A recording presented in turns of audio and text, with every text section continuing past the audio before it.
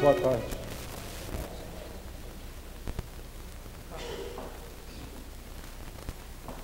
Podem notar que a gente vem acompanhando gradativamente o trabalho da nossa Joana de Ângelis, no seu livro Em Busca da Verdade. E nós estamos naquele capítulo Encontro e Autoencontro, mostrando todo aquele trabalho da parábola do filho pródigo, que sai de casa para gastar tudo que o pai lhe concedeu através das vulgaridades, dos prazeres, ficou sem nada, estropiado, maltrapilho, excluído pela sociedade que é implacável, até que, simbolicamente, como acontece com todos nós, vem a dor, vem o sofrimento, vem o arrependimento, e aí então, jamais experiente, o país longínquo, como apresentei no tema anterior, no mês passado aqui, ele corre para casa, voltar para casa. E esse voltar para casa, ele tem muitos aspectos. Voltar para a casa do Pai, progredir, se espiritualizar, evoluir. Voltar para casa seria também voltar para o planeta na reencarnação, para aprendermos, e aí voltar para a casa definitiva. Voltar para a casa do mundo espiritual, de onde saímos, o nosso habitat. Então vocês podem notar que esse voltar para casa tem uma grande amplitude. E aí cabe uma pergunta para todos nós, que essa pergunta cale fundo. Qual o nosso grau de importância diante disso? Por que estamos encarnados aqui no planeta, nesse país maravilhoso, nesse estado não tanto maravilhoso quanto o país? Por que eu estou falando isso? Porque anteontem estava eu na minha casa espírita e um amigo meu, um grande orador, está fazendo um mestrando em química, ele me mostra uma imagem que eu vou passar para vocês, que eu inseri agora de manhã na minha palestra. Olha que coisa extraordinária, coisa impressionante essa imagem. Vou mostrar a vocês. Vocês estão vendo? Vocês sabem o que é isso? Isso é o seguinte, a NASA fez um trabalho e colocou no espaço um telescópio. E esse telescópio que a NASA colocou ficou na órbita. Eles colocaram uma tampa no telescópio, tá? Enquanto o telescópio orbitava, fazendo a varredura do planeta.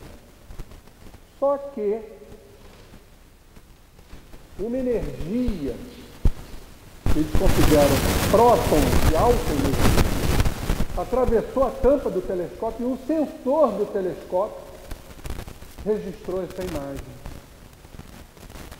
Estão vendo alguma coisa aí de importante? Os cientistas não explicam esse fenômeno. O telescópio foi colocado em órbita, com a tampa fechada, para fazer a varredura do planeta. E o sensor detecta essa imagem.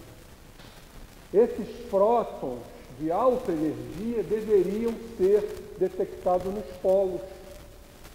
Por quê? No Polo Sul e no Polo Norte, é que estas energias oriundas do Sol seriam mais absorvidas, mais detectadas. Por quê? Estas energias é que formam as auroras. No entanto, esses prótons de alta energia foram detectados pelo telescópio, olhem só, cujo epicentro destas energias estão no Sudeste. E aí que passamos a entender o livro Brasil, Coração do Mundo, Pátria do Evangelho. E aí passamos a entender esse grande movimento espiritual na região sudeste do nosso país. Olha que coisa impressionante. Os cientistas estão perplexos diante disso aí, porque eles não conseguem explicar como é que esses prótons foram registrados nessa região quando deveria ser nos polos. E aí vem a nossa responsabilidade. E aí vem o entendimento porque estamos nesse trabalho que a Joana nos traz do autoencontro, do encontro, da transformação, trabalhadores que somos da última hora, e olhem só a nossa responsabilidade. Só uma imagem para que realmente fique guardado em nossas mentes, conferindo a nós essa responsabilidade. Então vamos ao trabalho da Joana. O gráfico lá que mostra exatamente o nosso caminho como filhos pródigos que somos para, através da internalização, buscando outras dimensões, alcançarmos o reino de Deus que habita em nós. E Joana diz, essa volta para casa é uma viagem muito rica de alegria, de formosas expectativas, de lembranças, vidas das nossas raízes angelicais, sublimes, como somos filhos do Pai, estamos nesse trânsito de reencarnações depurativas para voltarmos a essas raízes, dessa segurança do conhecido, que verdadeiramente o conhecido é a divindade que habita em nós, porque somos essências do Pai. Ante o bravio mundo desconhecido. Olha que coisa interessante como a Joana coloca esse desconhecido. O desconhecido está sempre fora de nós. O que nós tememos verdadeiramente? O desconhecido. São as ansiedades e o amanhã. É aquela velha questão, nós não tememos verdadeiramente a morte, mas tememos como vamos morrer, o que vamos encontrar, como nos situaremos. Nós espíritas, então, temos uma grande preocupação por conta do nosso desconhecido, das nossas sombras, como é que nós nos situaremos na pátria espiritual? É uma questão. Então, nós tememos o desconhecido. Nós tememos muito o futuro. Nós tememos muito o amanhã. Costumo dizer que o passado está muito ligado ao futuro. Aliás, eles traçam laços muito próximos. Porque se erramos muito no passado, nós tememos o desconhecido, nós tememos um fracasso no futuro. Por isso a dificuldade dos espíritos que têm de reencarnar, muito mais do que de desencarnar. Tem de contrair novos débitos, falhar, fracassar, por conta disso já ter acontecido. Em virtude disso, nós não vivemos o aqui e agora, não vivemos o hoje. Essa intensidade que nós temos, que é o hoje, que temos que viver, abraçar e não ficar ainda fixados no passado, temendo esse desconhecido, temendo esse futuro. E essa alegria desse esforço constante, dessa labuta, desse encontro, desse autoencontro, o nosso querido Mahatma Gandhi nos coloca uma frase para nós pensarmos. Ele diz, a alegria está na luta, a alegria está na tentativa, a alegria está no sofrimento envolvido e não na vitória propriamente dita. Há uma frase de Gandhi que se enquadra perfeitamente bem nesses anseios. Daí esse medo do desconhecido. Porque nós queremos resultados. Aliás, resultados sem mínimo esforço de preferência. Ainda estamos ligados a esses dogmas de ir à casa espírita e os espíritos vão nos favorecer sem a gente fazer nada.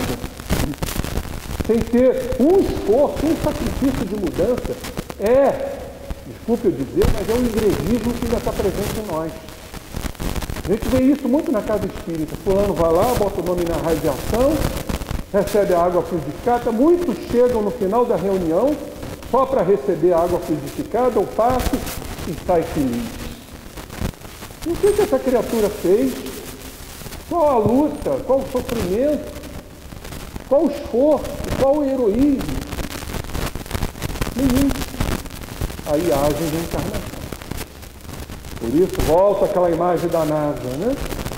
Nós temos essa responsabilidade enorme diante dessa luz de prótons que está sendo projetada no nosso Sudeste. Então, o Pai misericordioso, esse Deus, esse Pai, é apoio, é amparo, mesmo na parábola. Em momento algum, esse Pai se revolta diante de nossos fracassos, recalcitrar, teimar, se revoltar. O Pai nos aguarda, o Pai nos espera, o Pai sofre por amor, sabendo que estamos ainda no desregramento daqui. Então o Pai não recalcitra, mesmo naquele instante quando o filho deseja, quando sai da centralidade, se aventurar na loucura dos prazeres, saindo da linha, saindo do foco, saindo dos códigos dele, os códigos de amor, iludindo-se. Esse é o grande problema. Nós não vivemos a realidade, vivemos as ilusões, porque as ilusões nos interessam. Criamos, né, verdadeiros fantasmas, mascarados, camuflados, vivendo um eu que nos interessa ao ego, interessa ao orgulho, interessa aos nossos padrões, às nossas crenças. E aí precisamos, pela dor, né, irmos ao encontro de nós mesmos. Enquanto nós não fizermos esse trabalho real, do eu real, vamos vivendo de ilusões, achando que mais à frente vamos nos encontrar sem nenhuma reprimenda, sem nenhuma censura. Em verdade, a censura não vem do Pai, a censura está dentro de nós, quando fugimos à lei dele. Joana fala muito na questão da consciência da culpa. O espírito vai adquirindo consciência de culpa, até que ele vai ter que sentir a culpa, patologicamente falando, para começar aquele tráfego de crescimento diante de tantas encarnações. Em casa, no conhecido lugar do desenvolvimento dos valores profundos do ego, é quando o ego, a consciência, nos traz a nossa realidade. São esses valores profundos do ego. Porque, mas o ego tem que ser suprimido. Não. O ego tem que sofrer uma transcendência. É quando o ego começa, através desses valores profundos, a entender o self, o si próprio, o que eu sou verdadeiramente, o eu verdadeiro. Aí existe, em função disso, a grande alegria dessa grande simplicidade, porque passamos a nos aceitar, passamos a nos compreender. Isto é fundamental. Sem isso não há reforma, sem isso não há transformação, sem isso não há melhora. E vamos ficando, indo e voltando, indo e voltando. O planeta já não alberga mais esse tipo de espírito recalcitrante, obstinado. Então vamos ser rechaçados para outros orbes. O planeta não pode mais esperar. O processo já se iniciou lentamente. Não vamos dizer que estamos ainda na regeneração. Estamos a caminho dele. E os espíritos obstinados, recalcitrantes, vão ser rechaçados. Vão para outros orbes, como diz o Evangelho, onde há dor e ranger de dentes. Então esse trabalho da consciência que se inicia na autoobservação de como estamos pensando, de como estamos sentindo, de como estamos agindo. Sim, fazendo autocensura, não patológica, vou ficar me punindo porque eu mereço sofrer, mas uma autocensura equilibrada, uma autocrítica equilibrada. Meu Deus, eu pensei assim, meu Deus, eu agi assim, meu Deus, eu fiz isso. E preciso mudar. É esse valor profundo do ego para assumir esse self, assumir esse si próprio. Dos recursos, aí sim, que propiciam a saúde e o bem-estar.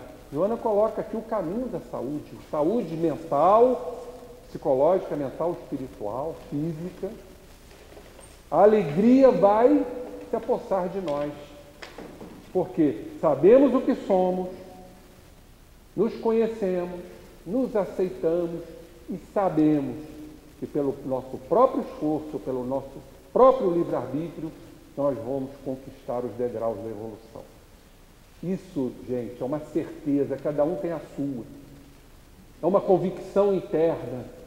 Isso propicia alegria. Isso propicia satisfação interior. E o mestre Jung, na Natureza da Psique, no seu livro, ele nos fala que esse ego, que é o centro da consciência, vem à tona como um complexo. O ego é um complexo, porque traz uma série de circunstâncias, de emoções, de pensamentos. É um complexo. E que é, segundo ele, constituído parcialmente por uma disposição que nós herdamos, é o nosso caráter. Mas não o que nós herdamos de nossos pais. Trazemos, sim, algumas questões por semelhança, porque os espíritos se unem pela lei da afinidade, da lei da semelhança, mas primordialmente por aquilo que a gente herda de nossas experiências evolutivas. A personalidade nada mais é do que um segmento, um galho de uma grande árvore chamada a individualidade. E por aquilo, parcialmente, algo adquirido inconscientemente, porque o nosso ego está sempre sendo assolado pelo inconsciente. O que arquivamos de experiências transatas, do inconsciente atual, das nossas experiências, aí nós abrimos um grande leque, né?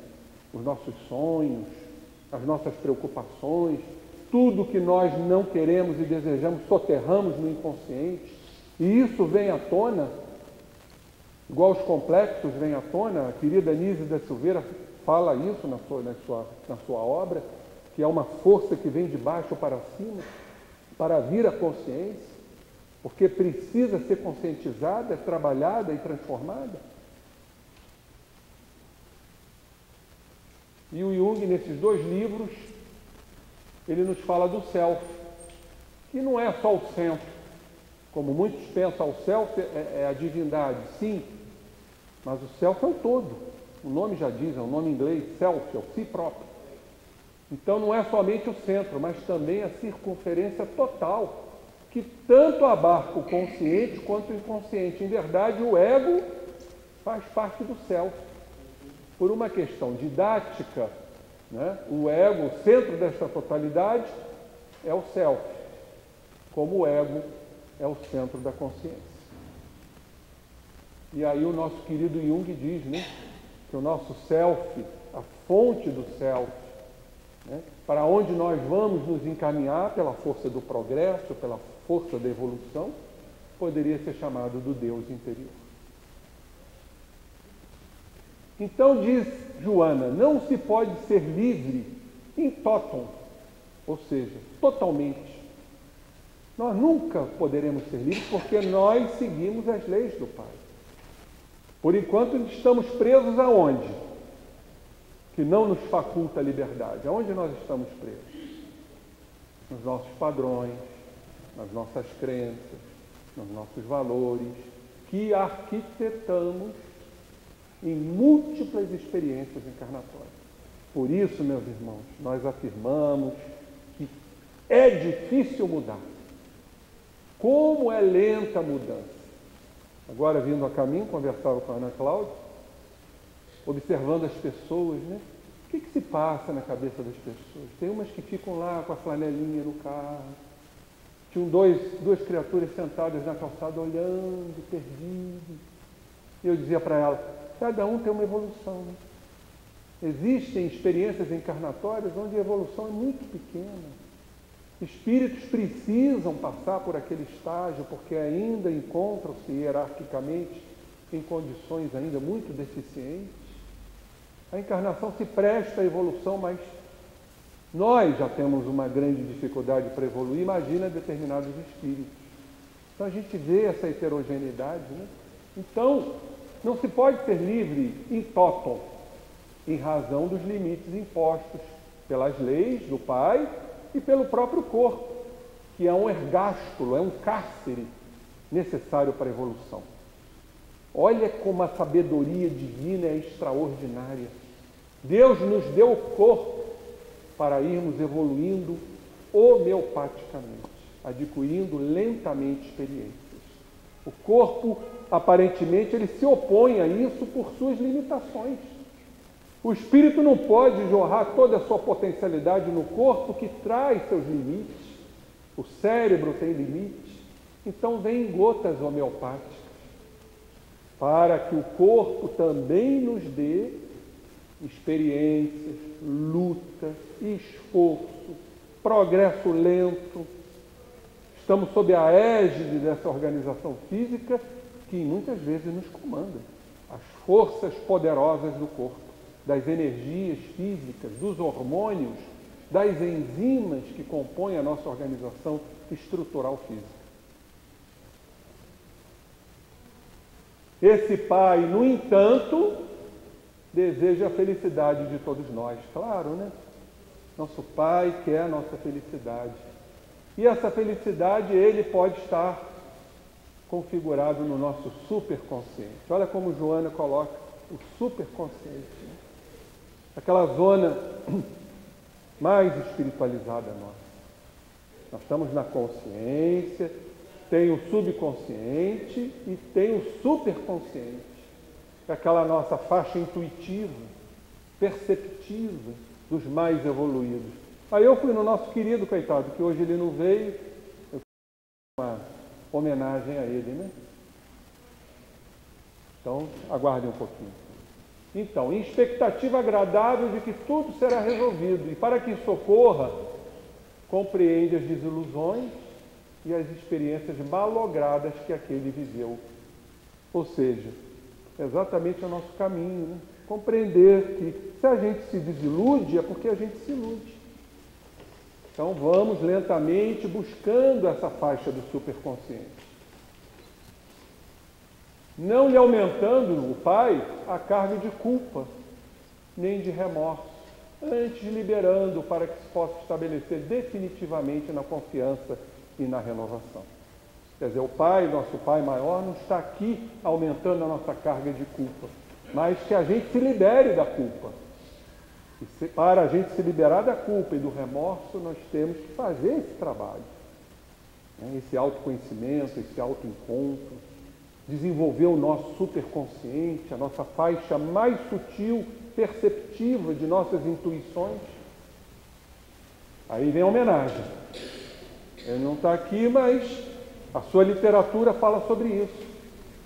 No seu livro, Visão Espírita nas Distonias Mentais. Então, Jorge Andréa nos diz, na zona consciente, os fenômenos seriam de característica analítica. Isso se expressa muito no nosso hemisfério cerebral esquerdo, onde está a parte cognitiva, a parte operacional, a parte matemática, não é? Agora, o superconsciente, as características seriam mais intuitivas, que é a função psicológica da alma mais desenvolvida. Tanto que a mediunidade do futuro vai ser a mediunidade intuitiva. A nossa ligação com os espíritos vai ser pensamento a pensamento. A psicografia vai cair, a psicofonia vai deixar de existir, porque vamos nos comunicar espírito a espírito pelo pensamento. Porque já temos esse colorido intuitivo. E, consequentemente, a nossa comunicação com os amigos espirituais será dessa forma. E onde está o processo intuitivo, na verdade, esculpido na organização física? No hemisfério cerebral direito. Vocês, mulheres, por exemplo, são mais intuitivas, trabalham mais o hemisfério cerebral direito. onde estão as intuições, onde estão os sentimentos. Por isso a mulher é mais sensível, por isso a mulher é mais médium que o homem, né? Porque elas são mais intuitivas, então as suas ligações espirituais são mais afiveladas, são mais arraigadas. Você veja que os grandes médiums homens têm um psiquismo muito feminino, muito delicado. Foi o caso de Chico Xavier, é o caso do Divaldo, é o caso do Zé Raul e outros mais. Que a mulher trabalha mais essa parte direita, essa intuição. O homem é mais analítico, mais racional, mais cognitivo. E diz o Jorge André, a zona superconsciente, por ser uma zona de transição no momento atual, estará dinamicamente mais ligada à zona do inconsciente, à zona espiritual. Perfeito? E diz ele, a zona superconsciente, como o nome está a indicar, seria um consciente dilatado, com maiores possibilidades psicológicas, de modo a caracterizar os mais evoluídos. O intuitivo é aquele que sente, se incorpora, né? O Jorge André, numa de suas palestras, ele traça muito bem a diferença entre o analítico, o que trabalha o hemisfério cerebral esquerdo, do intuitivo, que trabalha o direito. Então ele cita um exemplo muito interessante. O analítico encontra uma flor, não sei se vocês lembram disso, o que ele faz? Ele pega, despetala, tira as pétalas, bota em parafina, leva para o laboratório para poder chegar à conclusão que ali está uma flor. O que o intuitivo faz? Não faz nada disso, ele se incorpora na flor. Ele sabe que é uma flor. Os grandes intuitivos assim são. Não precisam fazer esse trabalho matemático. Eles já dizem, eu sei. O Jung, quando foi entrevistado no final de sua vida, perguntaram, você acredita em Deus? Ele falou, não preciso acreditar, eu sei.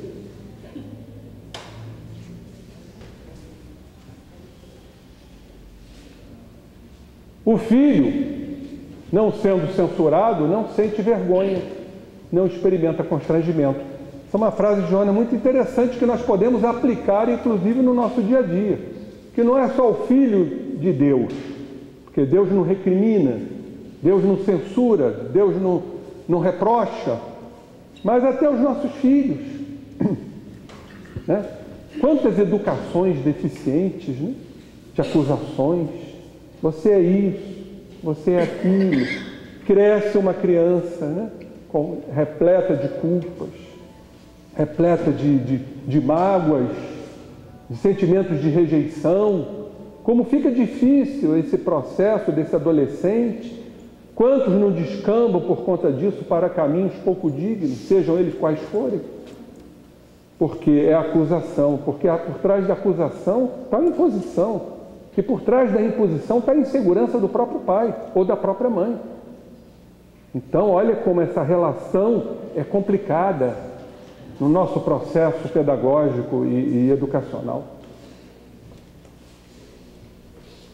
Mas aquele pai misericordioso, não volta a dizer, não reclama da conduta do outro filho ciumento, não só do que foi, mas do que ficou, interesseiro, invejoso, ciumento, né? Que estava também num difícil trânsito da adolescência para a vetustez da maturidade, né? Vetustez é a maturidade, uma árvore vetusta, uma árvore secular, antiga, porque a dor que experimenta já é uma forma de punição em referência à sua conduta. O pai sabe, né? Sabe tudo o que acontece conosco. Então sabe que toda a dor que nós experimentamos é uma forma de punição, é uma forma de sofrimento em referência a todas as nossas condutas. E o pai se esforça para diluir a mágoa do filho que ficou magoado porque o outro voltou renovado, na parábola do filho pródigo, justificando que tudo que tem é dele e que ele tem estado ao seu lado, portanto, desfrutando de segurança e de alegria. São os apelos do pai, né? O Pai está em nós. Tudo que temos é dele, é nosso. Ele está sempre ao nosso lado. Mas a gente enseguecidos, né, pelo orgulho, pela vaidade, pela arrogância, nós não vemos isso, porque o nosso padrão de poder, de orgulho, está muito forte, muito arraigado em nós, fruto de várias encarnações. E aí uma frase que eu gosto sempre, já trouxe isso aqui, vou repetir, com relação à mágoa, né? Olha que frase interessante. As pessoas vão esquecer o que você disse, vão esquecer o que você fez, mas elas jamais esquecerão o que você as fez sentir. Nem tudo que falamos, nem tudo que fazemos gera mágoa. Eu tenho um exemplo claro disso, gente. Eu tenho uma amiga, isso ela me contou, que ela sofreu muito na mão do marido e manteve-se firme ao lado do marido. Ela foi traída pelo marido, o marido tinha várias amantes, ela era solapada, ela era escorraçada, financeiramente inclusive, ou seja, para o marido ela um verme, mas ela ali ao lado do marido. Um belo dia ela dá entrada num processo de separação. E aí houve uma audiência, porque era uma separação litigiosa, ele não aceitava, foram a júri, foram lá diante do juiz. Aí o juiz perguntou para ela: minha filha, diante de toda a sua história, você foi traída, você foi surrada, você foi escorraçada, você foi solapada financeiramente. Agora que você vem pedir separação, qual o motivo do seu pedido de separação? Vocês sabem o que ela respondeu? Porque ele falou que eu era caolha. Tocou no ponto fraco dela. Sabe por quê, meritíssimo?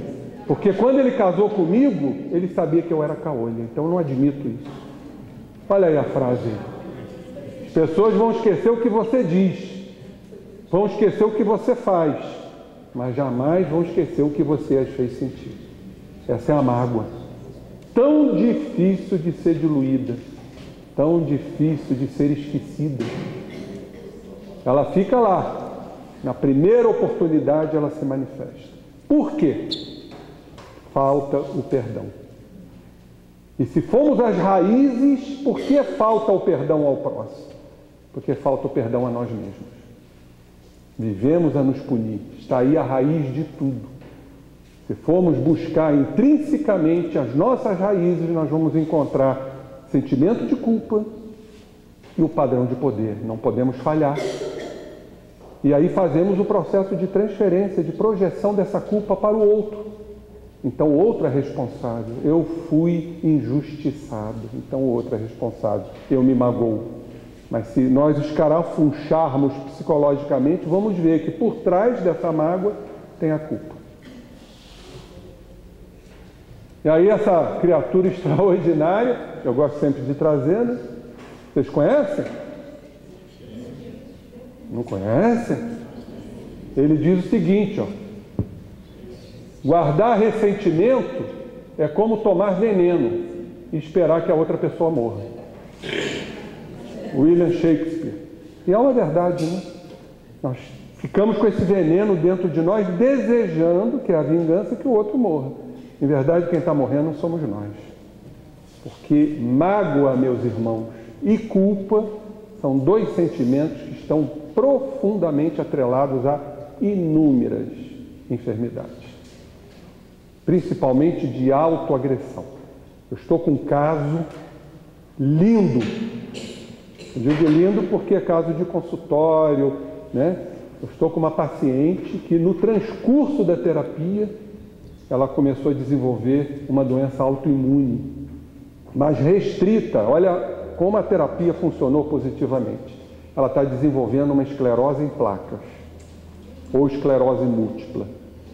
E aí vamos pesquisar a história de vida atual. Ela já fez 3 regressões comigo. E em todas as histórias, sentimento de culpa presente, fortemente. Se ela é culpada, se pune, ela se agride. O que é doença autoimune se não um processo de autoagressão? Nós fabricamos anticorpos contra nós mesmos. Mas, felizmente, ela já está, né, num processo de transformação, o que, de certa forma, vai aliviar sobremaneira o quadro que é drástico. Sabemos que a esclerose em placas é um quadro drástico. Então merece consideração o detalhe da oferta do aquele anel que o pai faz ao transviado, ao filho que volta. É esse elo de vinculação profunda, a fim de restabelecer a ligação que for interrompida pelo ego inquieto, doentio, para atender os interesses. Então este filho que retorna, que busca o pai, que é o nosso caminho, vamos ao país longínquo para depois voltar para casa, fruto do nosso ego inquieto, doentio, o Pai nos concede essa aliança, esse anel. Por isso eu trouxe aqui o gráfico do Jorge Andréa, que é um anel, né? À medida que vamos buscando o Pai, nos interiorizando, nós vamos para a centralidade, que é o anel, é o centro do anel. Olha só, o simbolismo aí. Anel é aliança com Deus, é a nossa caminhada. Nós estamos aí nessa busca, né? A pouco e pouco, para chegarmos a esse Pai que nos aguarda, que não nos censura. Olha aí.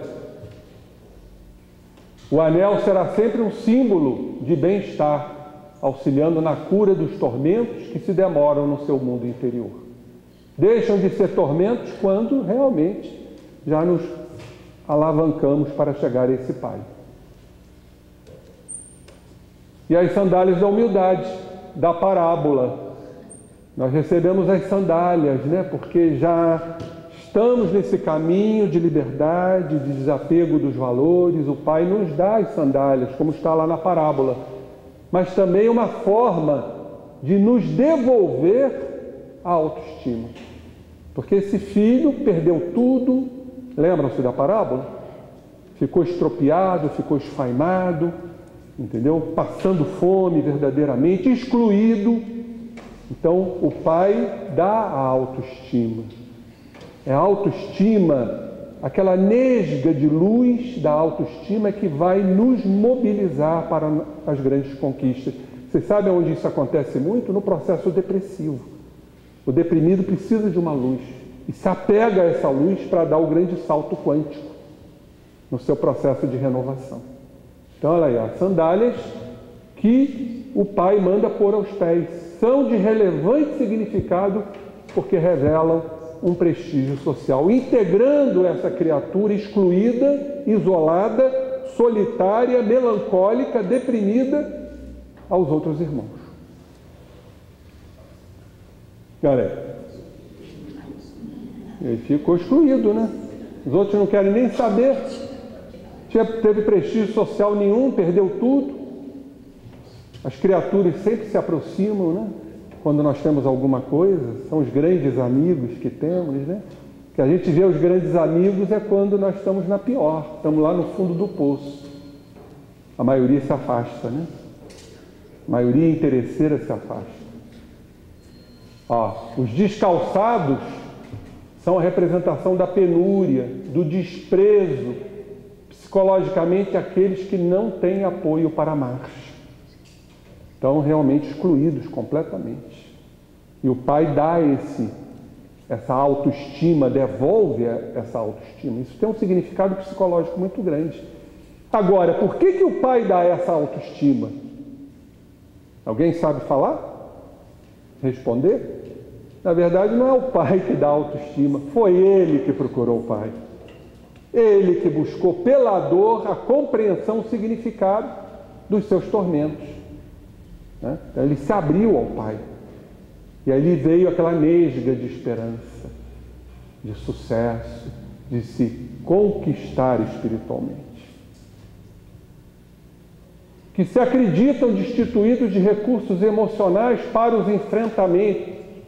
Aí vem a palavra-chave, são os fracassados. Eu sempre sublinho, pontuo essa parte que é importantíssima. Né? Nós fracassamos, nos sentimos incapazes, impotentes, inúteis. Né? sem realização, sem esperança. Estamos debaixo de uma nuvem muito escura, muito sombrio. É como o deprimido se encontra. Por quê? Porque ele se sente um fracassado.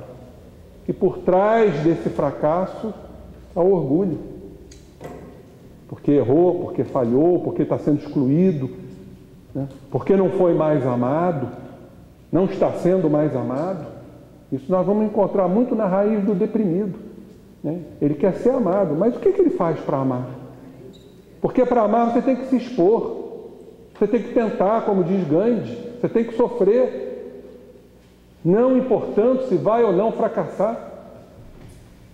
O grande medo de errar, o grande medo do fracasso, esse é o grande medo que habita em nós, porque perderam lá os chinelos da proteção aos pés andarilhos. O que são os chinelos da proteção? São chinelos do ego, são chinelos da nossa ilusão, das nossas máscaras que estamos constantemente a nos proteger. A vaidade, se nós pesquisarmos, por exemplo, a vaidade, que é o grande mal do ser humano, é o grande escolha, é o grande perigo, né? É onde o processo de fascinação acontece. O que nós vamos ver por trás da vaidade? Por que a criatura se torna vaidosa? É uma proteção. A vaidade é a grande máscara do medo. Por trás está o medo. Então ele cria uma imagem que na verdade não é a imagem real. Seja ela física, seja ela intelectual, seja ela espiritual. E aí? Agora impedidos de avançar, porque estão abertas as feridas, vitimados pelos espículos e os pedrouços do caminho, né? É o caminho que foge, né, do caminho traçado pelo Pai. São os atalhos, são as estradas vicinais da vida.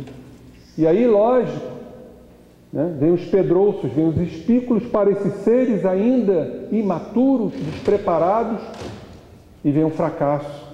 E o indivíduo desaba, totalmente, literalmente, diante dos espículos e pedrouços do caminho. Esses impedimentos são as atrações perturbadoras, claro. Foi o que ele procurou, os prazeres insanos, os gozos intoxicantes. Isso é o que normalmente o ser humano fora, diante de um conflito, diante de não querer se ver, diante da fragmentação moral que lhe é peculiar, que é um ser dissociado, o que ele faz para suprir os seus conflitos, as suas dificuldades? Ele vai procurar nos prazeres externos uma forma de se preencher. E como não consegue, o que ele faz? Continua a procurar, incessantemente, insanamente. Vai, é o egoísta, né? Então ele sente aquele vazio existencial, aquele buraco dentro de si.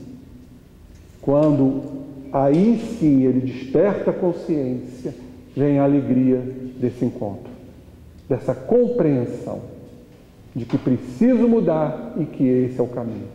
É o caminho do Pai. Foi o que aconteceu exatamente com o filho pródigo. Por fim, chegando a casa, o filho recebe também um manto que o iguala ao pai e ao irmão, mostrando a igualdade. Ele que desejara ser recebido como um pária, um servo, um suspeito de confiança, torna-se dessa maneira um igual, alguém querido que merece respeito. Autoestima, né? O pai dá-lhe um manto porque ele se abriu a esse pai. Então o pai misericordioso abre-se ao selfie do filho que se abriu ao pai, né? Compreendeu-se, fundiu-se e não iludiu-se. Então ele se encontrou com as suas sombras, ou seja, abriu-se para esse Pai misericordioso, que o agasalha no manto de púrpura que ele próprio veste, assim como possuem o outro filho e todos os convidados de destaque, porque todos somos filhos do Pai. Uns já conseguem sentir a presença do Pai, outros ainda estão tão distantes desse Pai, mas também estão evoluindo. É o país longínquo, é o filho pródigo que saiu da centralidade e do calor paternal. Em casa não há lugar para a inferioridade do retornado, porquanto o amor a todos iguala dando-lhes oportunidade de crescimento e de iluminação. As criaturas tendem a manter posturas de tristeza, melancolias prolongadas, tudo que eu disse aqui, conflitos em torno do existir. O que é a tristeza, né? Senão esse estado de melancolia diante dos antagonismos, diante das adversidades da vida. Porque a tristeza, ela é verdadeiramente por incompreensão. Quando a gente compreende, não há tristeza. Podemos ter uma nostalgia, uma saudade de um ente querido que se foi, né? Mas a tristeza mesmo, patológica, aquela, né, que nos destrói, no ser compreensivo, verdadeiramente não existe. Olha só coisa linda. Diz Joana: mesmo quando tudo convida à reflexão da alegria, desde um botão singelo de rosa que desabrocha aos beijos cálidos do sol, a magnitude gloriosa do nascer do dia, né? Quer dizer, por mais que estejamos aí envolvidos por dramas, por tristezas profundas, por incompreensão, olhemos ao lado, né? Olhemos essa flor, esse botão singelo de rosa, essa criação divina que desabrocha aos beijos cálidos do sol, e entender que fazemos parte dessa natureza e que da mesma forma que esta rosa está recebendo os beijos cálidos do sol, nós também estamos. E a tristeza se dissipa pela compreensão. Aí nós vamos entender os nossos opostos, né? Olha o Águia de Aia. Rui Barbosa, ele diz, maior que a tristeza de não haver vencido é a vergonha de não ter lutado. Maravilhosa frase do nosso querido Rui Barbosa, né? Esse expoente político, literato, que o Brasil tem que realmente reverenciar essa grande criatura que foi Rui Barbosa. Oi? Quer anotar? Vai lá, querida. Maior que a tristeza de não haver vencido, de não ter lutado, né? É a vergonha exatamente de não ter lutado. É aquele que desanima, aquele que se deprime, é aquele que quer que o mundo se curve a seus pés e ele não quer fazer nenhum esforço. Por quê? Porque ele não quer fracassar, ele não quer falhar. Por isso que o Mestre Jesus, na sua literatura de amor, Jesus diz, a vossa tristeza converter-se-á em alegria. Está lá em João 16, 20. Jesus dá uma aula aqui de psicologia, né? Dá uma aula de opostos. Ainda estamos na vigência das tristezas. Agora, quando compreendemos a tristeza, ela se converte em alegria. Isso chama-se união dos opostos. Exatamente somos esses seres duais, somos seres opostos. Sabe onde nós vamos encontrar muito isso? Na análise dos sonhos. Porque é no sonho que os opostos vão se manifestar. Isso tem ocorrido muito comigo. Tive uma oportunidade, acho que eu já contei aqui na outra palestra, isso foi muito claro. Eu fui fazer uma palestra sobre sonhos em Cordeiro, e aí em sonho veio a insegurança. Será que eu vou dar conta? Será que eu vou conseguir expressar este ensinamento tão complexo, mostrando a minha insegurança? Na mesma hora, em sonho, que isso pode se dar em estado de vigília, na mesma hora veio o pensamento oposto. Não, eu vou dar conta, eu estudei, eu me aprimorei. Olha só, os opostos, a insegurança e a coragem. E aí em vigília eu entendo o meu lado inseguro, mas que eu tenho que desenvolver a coragem, a minha segurança, principalmente quando eu estudo. Olha aí os opostos. A vossa tristeza converter-se-á em alegria. Aí não podemos esquecer o mestre Jung, que fala sobre isso. Olha o que ele diz: não há consciência sem a discriminação dos nossos opostos, que eles estão constantemente em nossa consciência, vinda do inconsciente. E isso acontece a todo instante. Vou fazer? Sou movido por uma coragem. Não. E se eu não conseguir? Olha o medo do erro, o medo do fracasso. Olha os opostos aí. Quantas vezes estamos prestando uma caridade, aí aquele fulano nos contraria, aí vem uma raiva, vem uma impaciência, vem uma intolerância. Olha os opostos aí. Para que servem os opostos? Para essa avaliação e a opção do que escolher. Por isso que Jung diz, não há consciência se não discriminarmos os opostos. Está no seu livro Os Arquétipos e o Inconsciente Coletivo. E mais, Jung fala, o conteúdo reprimido deve tornar-se consciente, de modo que produza uma tensão dos opostos. Quer dizer, aquilo que está no inconsciente tem que se tornar consciente para haver essa tensão dos opostos. Porque se ainda tivermos dissociados de nossos opostos, a fragmentação moral, nós não vamos fazer a reforma íntima. Temos que fazer exatamente através da tensão dos opostos a fusão para que haja a diluição das sombras. Olha só, sem a qual nenhum movimento ulterior será possível. A mente consciente está no topo e a sombra está abaixo. Temos que unir, como por exemplo a tristeza e a alegria, fazer a fusão para fazer a transformação. Isso chama-se alquimia pura. O que os alquimistas faziam, gente? Transformar o chumbo em ouro, sob a ação do fogo, sob a ação da dor, num recipiente chamado atanor, que é o corpo, onde está a consciência. Então os alquimistas já traziam toda essa filosofia, dos opostos. E diz mais o Jung, e assim como o alto sempre anseia pelo baixo e o calor pelo frio, do mesmo modo toda consciência, talvez sem estar disto ciente, busca seu oposto inconsciente, sem o qual, diz o Jung, está condenada à estagnação, congestão e ossificação. Está aí o caminho. Se nós reprimirmos aquele no nosso lado, aquela nossa sombra, aquilo que não queremos ver, nós estamos condenados à estagnação, à congestão e ossificação.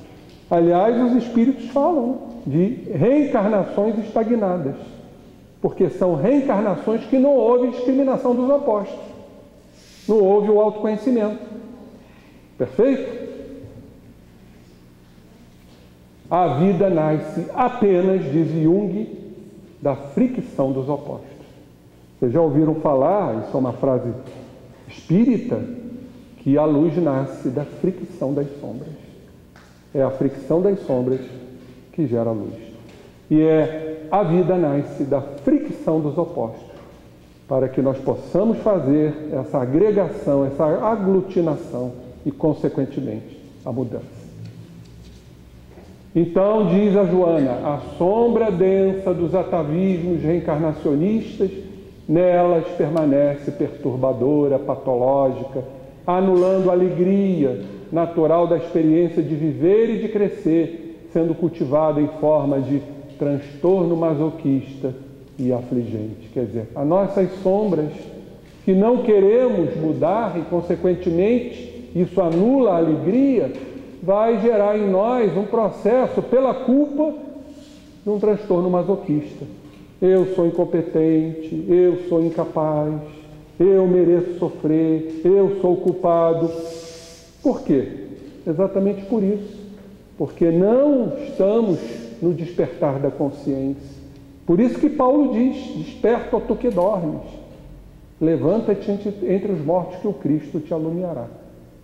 Não há outro caminho, temos que ter a consciência das nossas deficiências, olharmos nossas sombras com carinho, com amor. Isso chama-se auto-amor, gente. Isso chama-se o primeiro passo para a humildade, é o auto-reconhecimento de quem somos.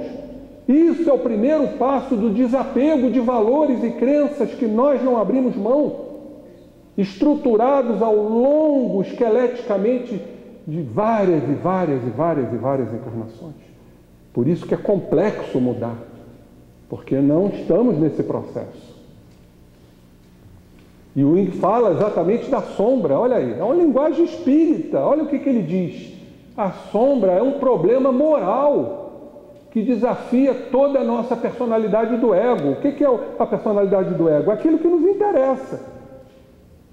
São os nossos interesses, os nossos desejos. Então, a sombra desafia essa personalidade do ego.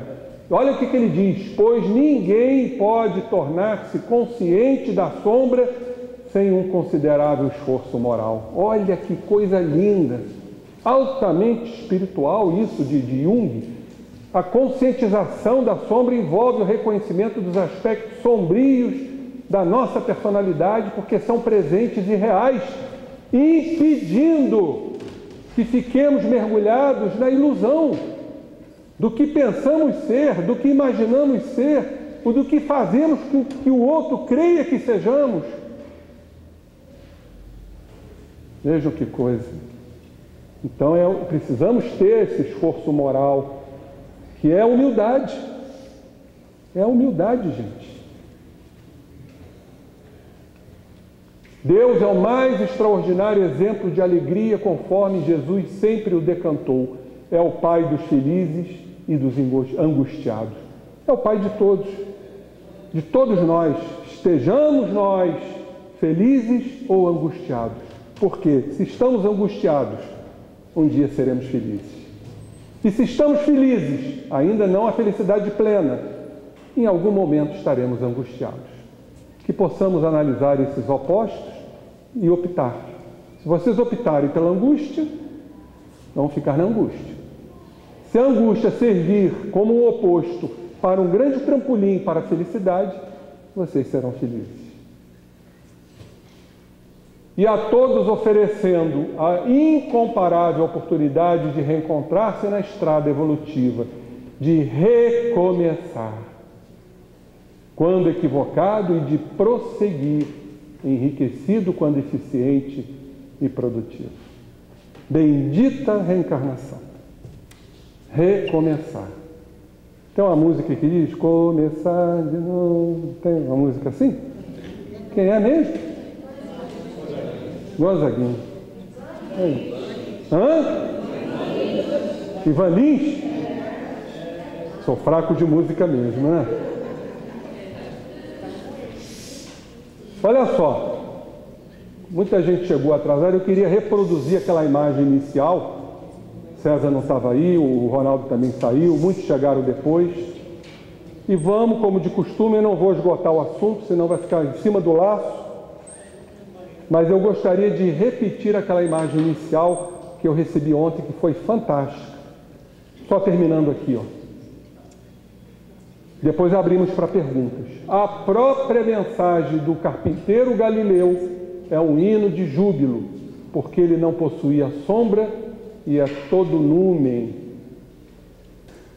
convidando a satisfação do desenvolvimento psicológico e social, de forma que todos pudessem desfrutar de felicidade conforme a preconizava e vivia. Então nós vamos trazer para vocês aquela imagem inicial, porque essa imagem mexeu muito comigo. Pois bem, essa imagem, preste bem atenção, vou repetir, essa imagem foi me passada por um amigo ontem. Vocês estão vendo aí o planeta e uma concentração de luz. Pois bem, essa imagem foi um trabalho feito na NASA e os cientistas estão embasbacados, que não conseguem encontrar uma explicação. O que a NASA fez? Pegou um telescópio, tá, e botou no espaço, chama-se telescópio espacial. Esse telescópio ficou voltado para a Terra com a tampa fechada, em órbita, para fazer a varredura do planeta. E aí, algo altamente potente, que eles chamam de prótons de alta energia, esses prótons passaram pela tampa e um sensor do telescópio detectou essa imagem. Para a estranheza deles, essa imagem deveria ocorrer nos polos, porque são prótons de alta energia e que os polos, essa energia, são oriundas do Sol para a elaboração das auroras. No entanto, para a surpresa deles, essa concentração de prótons de alta energia ficaram localizadas no Brasil e cujo epicentro encontra-se na região sudeste. E quando meu amigo me falou isso, só me veio algo na cabeça. Brasil, coração do mundo, pátria do Evangelho. Aí estamos aqui com essa responsabilidade, diante desses prótons de alta energia, certamente é uma grande mensagem espiritual para todos nós, no nosso trabalho como espíritas, trabalhadores da última hora, seja em que campo for, na divulgação, nas campanhas assistenciais, na moça que vai vir aqui cantar daqui a pouco, ela vem? A Natasha? Cantora mediúnica, não é isso? Mediunizada? Enfim, cada um fazendo o seu papel, porque olha a nossa responsabilidade.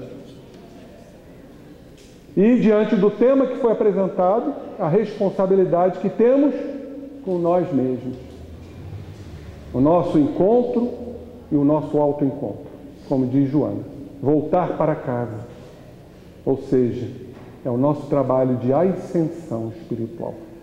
E a nossa responsabilidade como trabalhadores de última hora são muito bem expressas pelo nosso querido Erasto na Missão dos Espíritas. Ide e pregai. Ide e pregai. Porque somos os eleitos de Deus, nos afirma Erasto. Olha a responsabilidade que nós temos. Mas não é pregar só aí fora para outros irmãos. É fazer essa autopregação, que é o autoencontro. Porque só poderemos amar o próximo e a Deus se nos amarmos. Daí vem a trilogia clássica de Jesus, onde estão contidas todas as leis e profetas. Amar a Deus sobre todas as coisas, ao próximo como a ti mesmo. Olhem para essa luz e vejam o quanto a espiritualidade está derramando responsabilidades em nós. Prótons de alta energia. Eu fiquei extasiado com essa imagem e os cientistas estão mais ainda. Porque se eu, espírita, fiquei extasiado, imagina eles. Muito obrigado.